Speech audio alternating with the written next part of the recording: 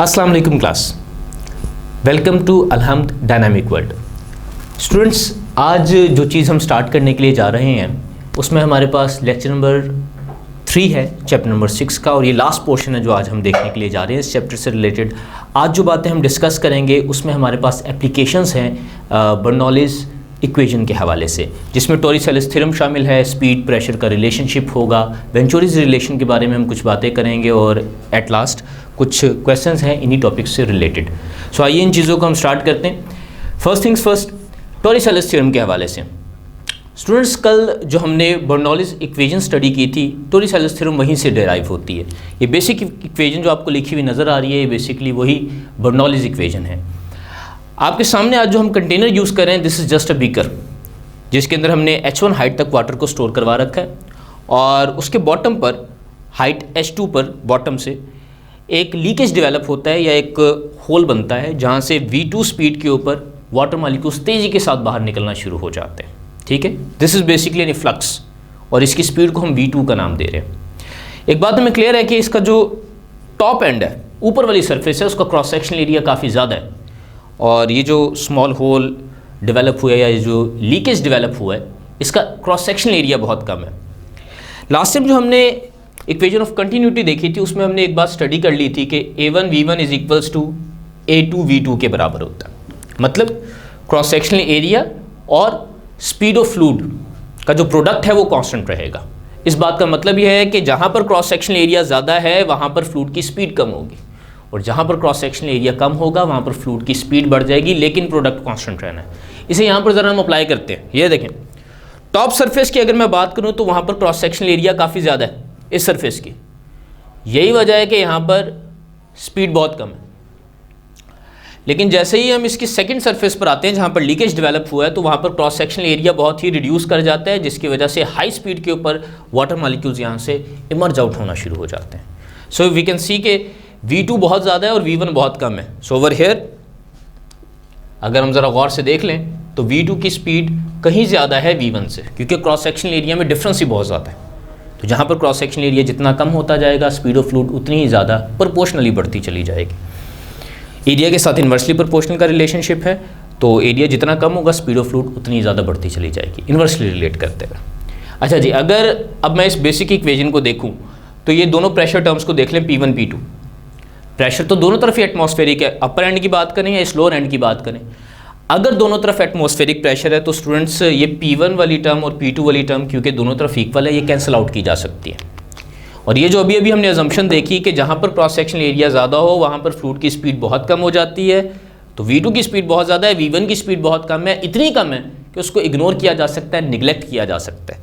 और अगर उसको निगलेक्ट किया जा सकता है, जस्ट सी दिस टर्म, इस टर्म मैंने यहाँ पर इनसर्कल किया, यहाँ पर V1 का फैक्टर है विच इज़ ऑलमोस्ट ज़ीरो, तो ये वाला फैक्टर भी यहाँ से इग्नोर कर दिया जाएगा। अगर इस फैक्टर को भी हम इग्नोर कर देते हैं तो बेटा जी सिर्फ 3 फैक्टर्स आपके पास बचे हैं। ये देखें, रो जी H1 का factor, half rho V2 square का फैक्टर, और रो जी H2, ये 3 फैक्टर्स हमारे पास आगे आ गए हैं।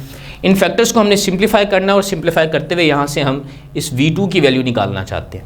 V2 के लोअर एंड पर जो फ्लूइड इमर्ज आउट हो रहा है उसकी स्पीड, इफ्लक्स की स्पीड है। सो ये देखिए, ये जो टर्म है रो जी H2 वाली, इसको उठाकर आप दूसरी तरफ शिफ्ट करेंगे, माइनस में चली जाएगी। Half rho V2 square as it is यहाँ पर मौजूद है, इसको सिंप्लीफाई करेंगे, V2 का फार्मूला यहाँ से सेपरेट आउट करेंगे, that is coming out as 2G H1 minus H2 under root. The relationship is very important. क्यों? 2 और G तो यहाँ पर कांस्टेंट है, G की वैल्यू कांस्टेंट कंसीडर होगी, दैट इज़ 9.8, लेकिन H1 माइनस H2 ये डिफरेंट पॉइंट्स के लिए डिफरेंट होगा। कैसे जी? मतलब क्या H1 माइनस H2 का? H1 टोटल हाइट थी, H2 वो वाली हाइट है ज़मीन से लेकर उस पॉइंट तक जहाँ पर ऑरिफिस डेवलप हुई है, होल बना है, होल कह लें, ऑरिफिस कह लें। अगर मैं H1 में से H2 वाली हाइट सब्ट्रैक्ट कर देता हूँ तो स्टूडेंट्स गौर से देखिएगा रिमेनिंग हाइट मेरे पास कितनी आएगी। ये जो अभी मैं शो करने के लिए जा रहा हूँ यहाँ पर, ये जो मैंने रेड में अभी यहाँ पर शो किया, this is H1 minus H2, मतलब टोटल हाइट में से जहाँ पर ऑरिफिस डेवलप हुई है उसकी हाइट को सब्ट्रैक्ट कर दें तो रिमेनिंग हाइट आ जाएगी।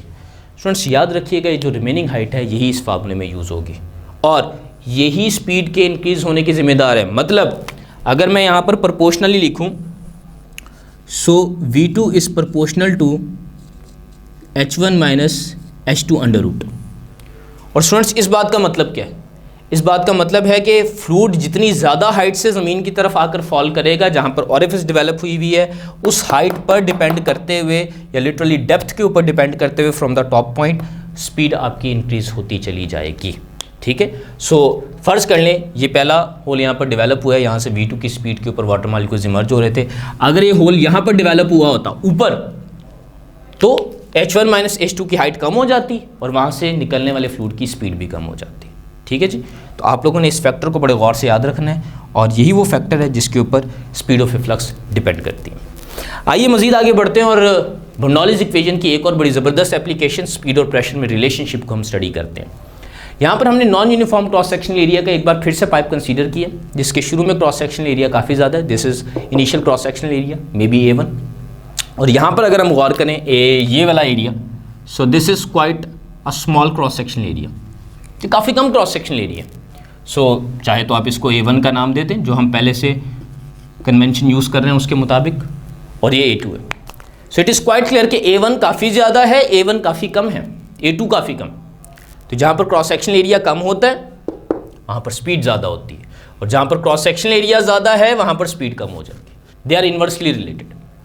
सो नो डाउट यहाँ पर स्पीड ऑफ फ्लूइड काफ़ी ज़्यादा होगी क्योंकि क्रॉस सेक्शनल एरिया कम है, जहाँ पर क्रॉस सेक्शनल एरिया ज़्यादा था यहाँ पर फ्लूइड की स्पीड कम थी। ठीक है जी, सो वंस अगेन बेसिक जो आपके पास बर्नौलीज़ इक्वेशन है, इस बेसिक बर्नौलीज़ इक्वेशन में यहाँ पर भी आप देख सकते हैं कि जब मैं इसके अंदर पुटिंग करता हूँ हाइट के एतबार से, तो देख लें वो ये वाली साइड हो या ये वाली साइड हो, सबकी हाइट ज़मीन से बराबर ही है, क्योंकि जितनी भी स्फेरिकल बॉडीज़ या सर्कुलर बॉडीज़ होती हैं उनका सेंटर पॉइंट ही रेफरेंस पॉइंट होता है। तो यहाँ की हाइट मेजर करें या यहाँ की हाइट मेजर करें, H1 H2 ये बिल्कुल बराबर है। अगर बराबर है तो ये दोनों की दोनों टर्म्स रो जी H1 रो जी H2 ये आपकी इक्वेशन के दोनों तरफ इक्वल होने की वजह से ख़त्म हो जाएंगी, कैंसिल आउट हो जाएंगी। मतलब प्रेशर और kinetic energy per unit volume वाली टर्म्स दोनों तरफ बाकी रह जाएंगी। ठीक है, और ये आपको बता क्या रही है, दोनों चीज़ों का प्रोडक्ट कांस्टेंट रह रहा है। मतलब जहाँ पर स्पीड ज़्यादा होगी वहाँ पर प्रेशर रिड्यूस कर जाएगा, और जहाँ पर स्पीड कम होगी वहाँ पर प्रेशर बढ़ जाएगा। ठीक है, अगर मैं इसको इस डायग्राम के हवाले से सेटअप करूँ तो ये देखिए, शुरू में क्या है, स्पीड कम है। शुरू में अगर स्पीड कम है तो यहाँ पर प्रेशर ज़्यादा है ओवर हियर, और यहाँ की अगर बात करूँ तो यहाँ पर फ्लूइड की स्पीड चूँकि बढ़ गई है तो यहाँ पर प्रेशर रिड्यूस हो जाएगा, लेकिन दोनों का जो सम है उसने दोनों ही तरफ बराबर रहना है। ठीक है, तो प्रेशर के एतबार से over here pressure is P2, over here pressure is P1 and P1 is greater than P2। So P1 ज़्यादा होगा, P2 कम रहेगा। यहाँ पर ये आपके पास प्रेशर और स्पीड का रिलेशनशिप है। Pressure is high where speed is low and vice versa, एक दूसरे के इन्वर्सली बिहेव करेंगे। इसके बाद बात है स्टूडेंट्स वेंचुरीज रिलेशन की, और वेंचुरीज रिलेशन यहीं से ड्राइव होता है इक्वेशन है। इस इक्वेशन में अभी मैंने आपको स्पीड्स का रिलेशनशिप बताया, और अगर इन स्पीड्स में कुछ इस तरह का रिलेशनशिप है कि V1 बहुत कम है, V2 बहुत ज़्यादा है, तो V2 के मुकाबले में V1 को इग्नोर किया जा सकता है।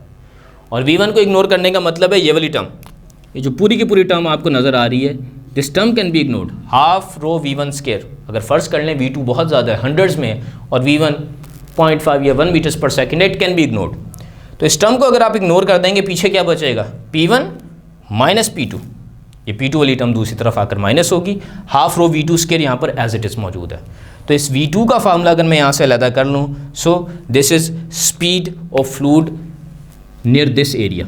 जहाँ पर हमारे पास क्रॉस सेक्शनल एरिया बहुत कम हो गया था, वहाँ पर हमारे पास फ्लूइड की स्पीड निकाली जा सकती है, और इस रिलेशनशिप को वेंचुरी मीटर बनाने में इस्तेमाल किया जाता है। वेंचुरी मीटर स्टूडेंट्स एक ऐसी डिवाइस है जो फ्लूइड की स्पीड मेजर करने के लिए इस्तेमाल होती है और इस रिलेशनशिप के ऊपर काम करती है।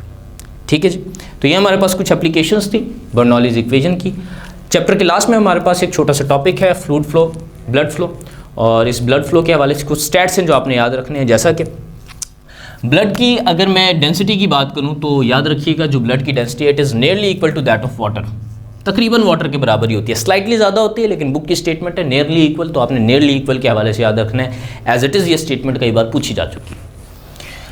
डेंसिटी ऑफ ब्लड के हवाले से अगर बात की जाए तो डेंसिटी तो वाटर के ऑलमोस्ट बराबर ही है। विस्कोसिटी की अगर बात की जाए it is 3 to 5 times that of water, 3 से 5 गुना ज़्यादा होती है depending upon the concentration of red blood cells. ये कहाँ पर बताई गई है, ये बताई गई है अप्रॉक्सीमेटली 50% कंसनट्रेशन पर।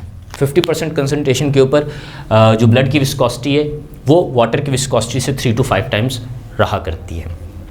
सिस्टोलिक प्रेशर और डायसिस्टोलिक प्रेशर, हार्ट बीट्स में की वजह से आपके ब्लड के प्रेशर में जो वेरिएशंस आती हैं उसके हवाले से भी यहाँ पर बात की गई है।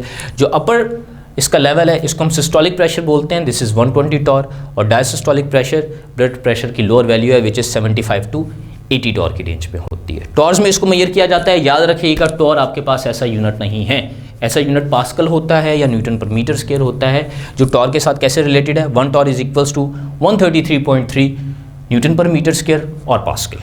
ठीक है जी, तो ऐसा यूनिट नहीं है, लेकिन प्रैक्टिकल यूनिट्स ज़्यादा टॉर की सूरत में ही इस्तेमाल किए जाते हैं। ब्लड प्रेशर को कन्वेंशनली हम डिवाइसेस में ज़्यादातर टॉर में ही मेजर कर रहे होते हैं। एक डिवाइस है स्फेग्मोमैनोमीटर, जो ब्लड प्रेशर की मेजरमेंट में इस्तेमाल होती है। So it is the device to measure BP। अच्छा, जब ये ब्लड प्रेशर को मेजर करती है तो सिस्टोलिक प्रेशर के ऊपर, क्योंकि आपने होता ऐसे है कि पेशेंट के आर्म के ऊपर जब इस बैग को रैप कर दिया जाता है हाई प्रेशर के ऊपर, जैसे ही रिलीज़ करना शुरू करते हैं तो जैसे ही सिस्टोलिक प्रेशर आता है 120 टॉर का, इनिशियल ब्लड फ्लो स्टार्ट होता है, और इनिशियली क्योंकि हाई स्पीड के ऊपर होता है तो वो टर्बुलेंट फ्लो होता है।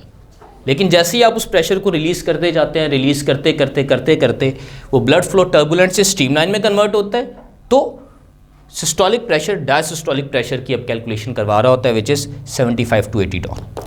तो डायसिस्टोलिक प्रेशर की अगर बात की जाए तो ब्लड फ्लो आपका वहाँ पर जाकर स्ट्रीमलाइन में कन्वर्ट हो चुका होता है, और यही वजह है कि स्टेथोस्कोप में जो गरगल सुनाई दे रही होती है वो ख़त्म हो जाती है। आइए इनसे रिलेटेड कुछ क्वेश्चंस को हम देखते हैं। क्वेश्चन नंबर 1 है, a large tank of height 15 metre fully filled with water. इसी तरह का एक टैंक है जिसकी H1 आपको बता दी गई है 15 मीटर है, this is the total height 15 metre. A leakage takes place 10 metre from the bottom. ये चीज़ गौर से देख लीजिए, 10 metre from the bottom, bottom से बताई गई है। एट टाइम्स क्वेश्चंस में टॉप पॉइंट से भी बताई जाती है, टॉप पॉइंट से बताई जाए या उसको डेप्थ कह दिया जाए, एक ही बात है। बॉटम से बताई गई है मतलब वो H2 की वैल्यू है, दैट इज 10 मीटर्स। रिक्वायरमेंट क्या है, what will be the speed of leaking water, speed of efflux कह दिया जाए या लीकेज वाटर कह दिया जाए, बात एक ही है। निकालने का फार्मूला ये आपके पास मौजूद है, ठीक है जी। So how to solve this, the speed of efflux is equals to 2g H1 minus H2। अब यहाँ पर देख लीजिए, डायरेक्टली हम पुटिंग करेंगे, ये 15 है, ये 10 है, 15 माइनस 10 5 हो जाएगा। वैल्यूज़ की सब्स्टिट्यूशन करें, 2g की वैल्यू 9.8, क्योंकि क्वेश्चन में अप्रॉक्सीमेशन नहीं बताई गई, 10 नहीं पुट करनी, 9.8 से सॉल्व करना। Multiply by the difference is 5, just solve it. 9.8 के स्टूडेंट्स मल्टीपल्स याद रखने हैं। 9.8 का पहला मल्टीपल 1 ज़ा 9.8, 2 पर 19.6, 3 पर 29.4, 4 पर 39.2 और 5 पर 49 होते हैं। ये 5 मल्टीपल ज़रूरी हैं, ये आपने याद रखने हैं। चैप्टर नंबर 3 में भी इसकी ज़रूरत पड़ेगी और चैप्टर नंबर 5 में भी ज़रूरत पड़ेगी। सो 9.8 5 ये 49 हो जाएंगे, multiply by 2 that is 98 under root. अगर आपको अप्रॉक्सीमेशन नहीं बताई गई और फिर भी आपने अपनी मर्जी से जी की वैल्यू 10 पुट कर दी तो फिर आपका आंसर एग्जैक्ट नहीं आएगा, क्योंकि यहाँ पर देख लें 10 की ऑप्शन भी मौजूद है और अंडर रूट 98 भी है। सो अनलेस स्टेटेड अदरवाइज आपने उसकी वैल्यू 9.8 ही लेनी है और चार्ली ही आपके पास दुरुस्त ऑप्शन रहेगी। लास्ट क्वेश्चन जी, वेयर स्पीड इज़ हाई। अगर स्पीड हाई है तो इनमें से कौन सी बातें दुरुस्त है, प्रेशर हाई होगा? नहीं भाई, प्रेशर के साथ तो इन्वर्सली प्रोपोर्शनल है, ये बात बिल्कुल गलत है। प्रेशर लो होना चाहिए। एरिया इज़ लार्ज, क्या एरिया लार्ज होना चाहिए? देखिए, लार्ज एरिया के ऊपर प्रेशर ज़्यादा होता है और स्पीड कम होती है, तो यहाँ पर लिखा हुआ है स्पीड हाई है और एरिया लार्ज है, ये बात भी उलट जा रही है, एरिया वहाँ पर लो होना चाहिए था, इन्वर्स है। Pressure is low, pressure is low, देखिए अगर स्पीड हाई है तो प्रेशर लो होना चाहिए, ये बात बिल्कुल ठीक है। Charlie is the right option, और डेफिनेटली डेल्टा तो नहीं है क्योंकि हमें चार्ली दुरुस्त ऑप्शन मिल गई है। So we have completed students chapter number 6। अभी तक जितने भी कॉन्सेप्ट्स हमने डील किए हैं इससे रिलेटेड क्वेश्चंस जो आप लोगों को प्रोवाइड किए जाएंगे सेल्फ टेस्ट एक्सरसाइज की सूरत में, वो आप लोग अटेम्प्ट करेंगे। Lately they will be answered. So students, take care and अल्लाह हाफिज़।